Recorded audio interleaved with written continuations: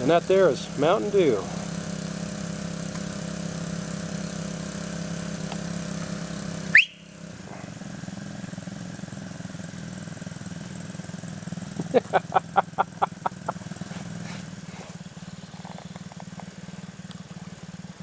Yeah, now I got you both.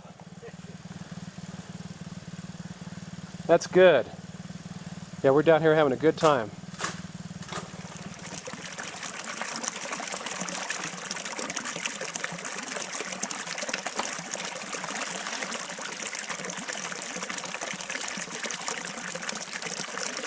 Yeah, I can't believe we're out dredging, man. It's just like, it's great, you know? It really is. Like I say, I enjoy the scenery and the company and lack of distractions over getting the gold, I think. Yeah, and plus you're just out in the woods, you know? Exactly. There's nothing around except animals trying to kill you, and Greenie's trying to knock you, you know, Greenie's trying to shoot the spark plugs off your dredge motor, and that's about it. But yeah, I just like getting out and doing it, man. Does that rubber come out, or do you got to undo the bottom of the box to get it out? This one you have to undo it to get it out. We just give it a little fire up and a rinse. Trying to use my bucket.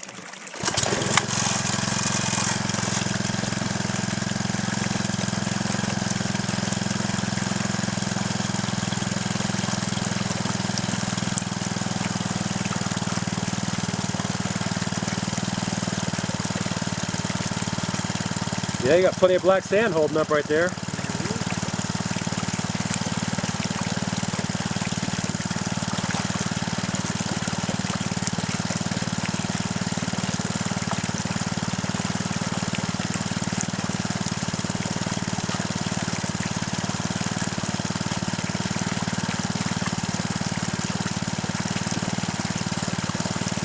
Yeah, I used to have one of those years ago.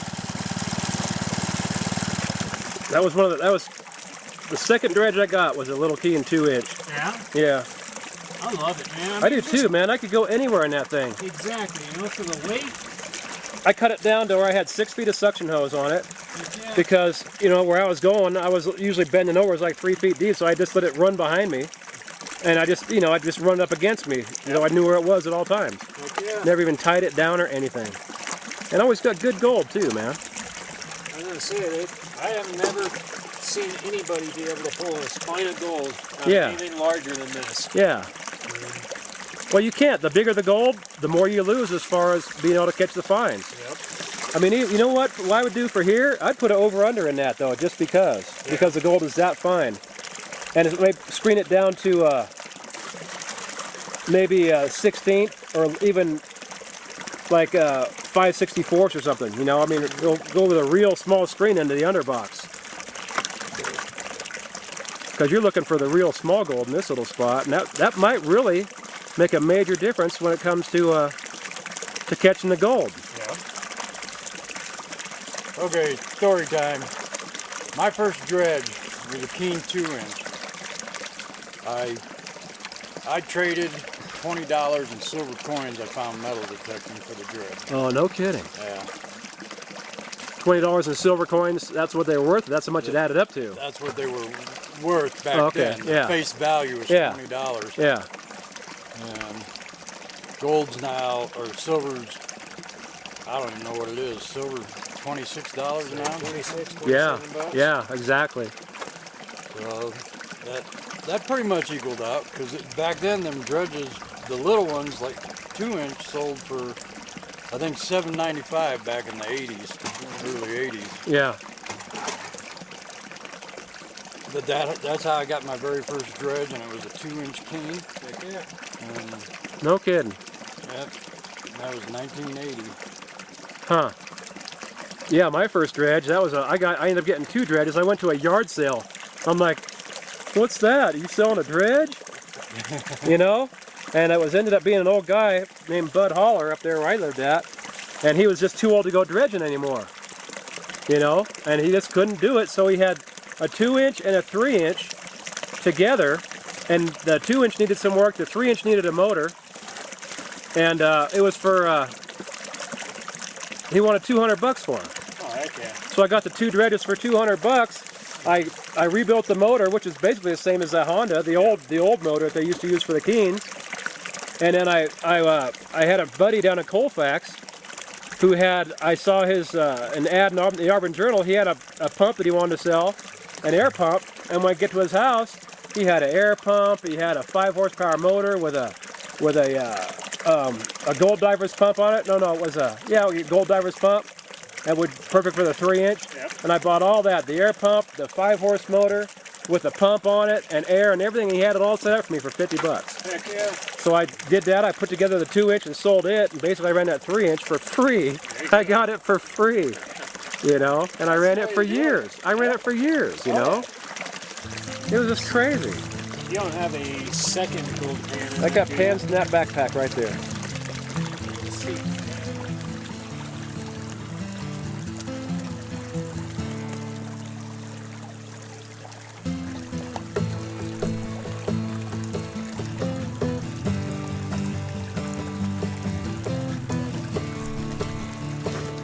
Talking about some sulfide.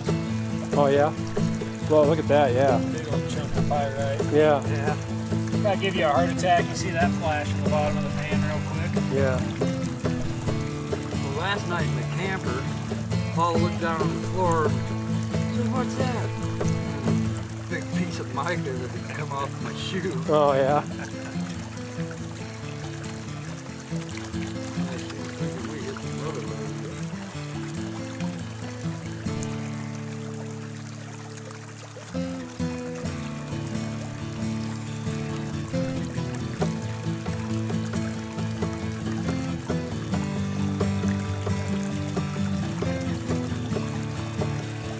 You want to try a magnet? He said there was no magnetite to worry about. Okay. We didn't see any, you know. It might be different over there, but I doubt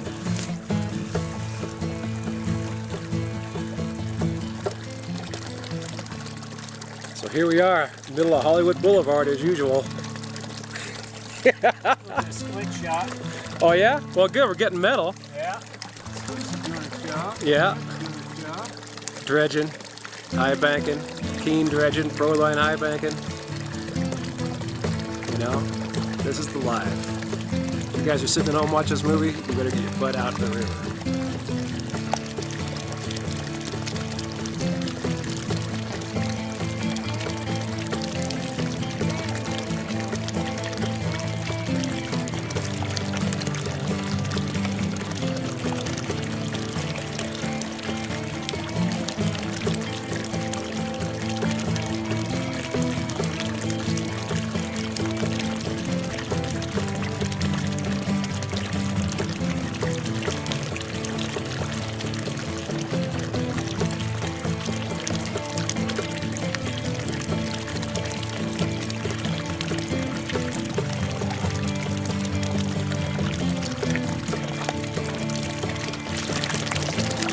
One guy on YouTube, when he's done for the day and he's done painting it out all down, Yeah. he gets his magnifier and puts it on top of it. I've seen that guy. Yeah. So you can see the tiniest little Yeah. thing. Yeah, 1, 2, half dozen. Oh, no kidding. Micro, one decent. You can see a little bit. Hot damn! She ain't gonna make us rich by any means, but at least she ain't doing it for nothing. That's right. Looks like she's right there. That ain't bad. Let's do this real quick.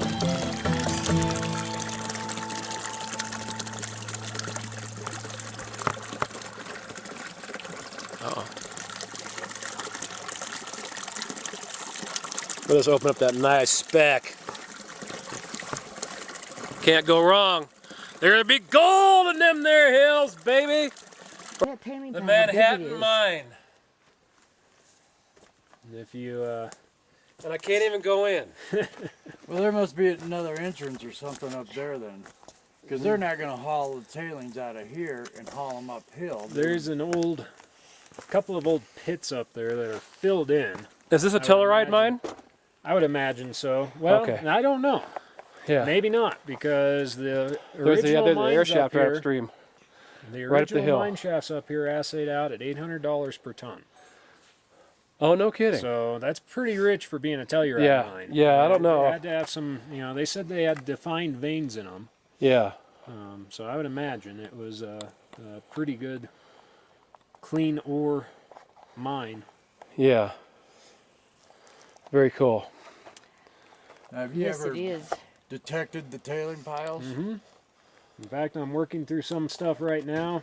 Just below those tailings piles up there, there's a couple of big boulders with a nice Hi, Mom. big black streak through them that my metal detector will not touch. Huh. As soon as I get within about a foot of it, it sends it into overload. Wow. No matter what I do with my discrimination, with my frequencies, with my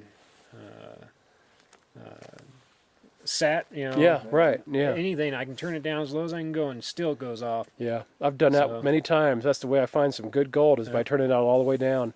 Me and Now, my have you been up partner- there up on top up Uh-huh. here? Is there an air shaft right there? There is. what I It thought, would have yeah. had to have been. It's filled in at Oh, this it's filled point, in now? but Yeah. you can definitely see See the where it was? definitive depression of it. Right. Yeah, that's why I can see it from right here. You Just want never to make knew sure about I'm this, seeing the huh? same thing I'm used to seeing. You ever scared a bear? Oh yes, Yeah, me too. right across the road.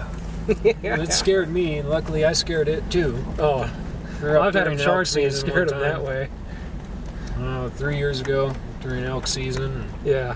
It was hot as hell. Nothing was moving. No sign whatsoever. Besides, we saw a bunch of grouse across the road. Uh-huh. And, well, we'll go get dinner. Yeah. So we go over and leave all the big guns in the truck and take our 22s out. And go Oh, tromping man. through some aspen groves, and chasing grouse. And all of a sudden, you hear trees start cracking. Yeah. Not great. Here comes the elk, you know. Yeah. All we got's 22s. No, it wasn't an elk. It was a little cub bear followed by mama. They both stopped and looked at us, and we looked at them, and they ran. Yeah, that's how it works. Yeah, I've actually scared one. I mean, scared one. So I hear it come crashing through the woods at night, and I'm in my motorhome, and the cool box is right out back, right behind the window of the motorhome. Mm-hmm. And I've been dealing with bears in my life, so I just there's no problem. I love screwing with bears. They're just a lot of fun, man. So I hear it and I see it walking down. It can't see me because the window's still closed. Or no, the window's open, but the screen is closed. And for some reason, it can't smell or even know I'm there. And it's right next to the motorhome, right below me. So I reach over, I get up out of bed, man. I don't remember what time it was. It was, somewhere in the middle of the night. And I slide that screen open as slowly as I can. And it's sitting there sniffing around looking, and I get my whole body up out of there, and I reach down and try and grab it by the scruff of the neck. I mean, I had a gun right there. I could have shot it too. It was no big deal. And I just missed it by that much. And it didn't even realize I was there. I didn't even make any noise. So I went ahead, and I still got out, got my other hand out, and I just went, ah! And it turned around and saw me like from me to you, and went screaming and went running off, man. There's my camp, my tent. It's working good. It's not like California weather here, I'll tell you that much. Here we are, July, whatever it is. Today, the 6th. And we're going to get some rain this afternoon. Seems like it rains a little bit every afternoon. It's just starting to sprinkle right now, and then it clears up and we have a lot of fun.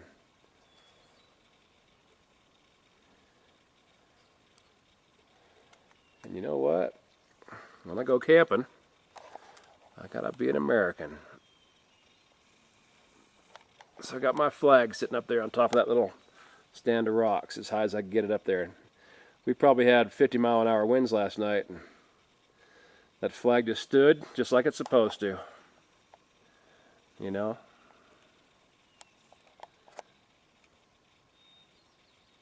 All you're hearing is the peace and quiet of the woods.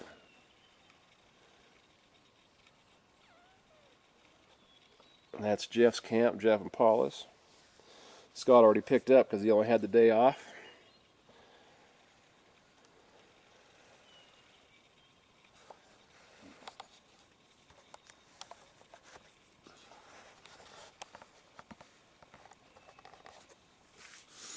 And here we are, day 6.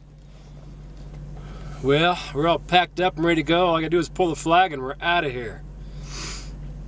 Pretty much got rained out today and yesterday. We pulled our gear out yesterday while it was still sunny, and we got out just so we got everything loaded up. The downpour came, so yeah, we were doing good. Got a little bit of gold, you know, and had a good time camping, and it's gonna rain for the next 3 days, so we broke down camp this morning while it was nice and clear, and you know, we're gonna go out and have some fun. Anyway, whew. Thanks, Colorado. We had a good time. On to another state. Well, we're on our way to Grand Teton National Park, and I saw this cut over here. We're on Highway 287.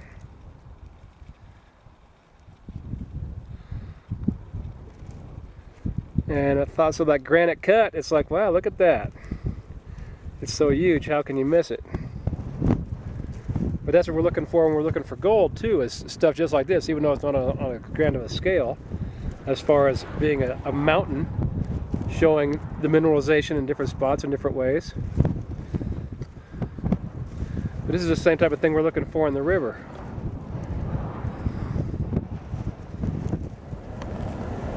Well, there's a glacial flow. Obviously the glacier is not there, but that's what's left after the glacier melted off. I don't see too many of those down here. I'm still in Wyoming, on the way to Grand Teton and Yellowstone. Well, I'm in Dubois, Wyoming, in a nice little hotel. Single room, single floor, log outside, so it's just like home. Yeah, I hadn't showered in a while, so I thought, well, I better just go ahead and grab a hotel for tonight and get all cleaned up and everything. So I showered and got in the little jacuzzi for a long time, and I was squeaky clean and cleaner than I've been over a week now. Well, no, that's right, I did shower again on Tuesday. They didn't have a bath, so yeah, the jacuzzi was nice. So clean, I'm ready to just pass out. Yes, sir.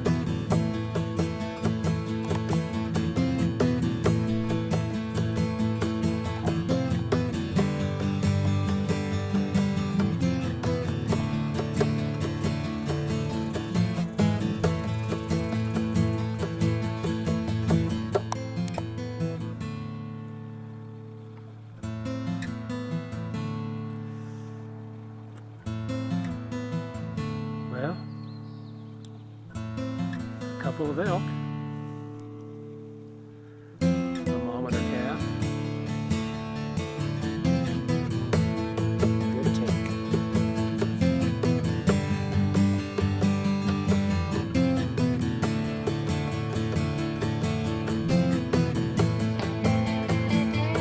That was beautiful. My first elk of the trip.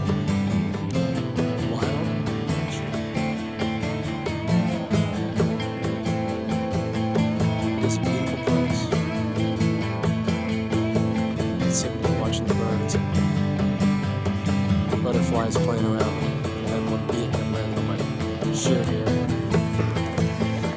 And so I was just kind of looking, I kept it held out, let it play with the shirt.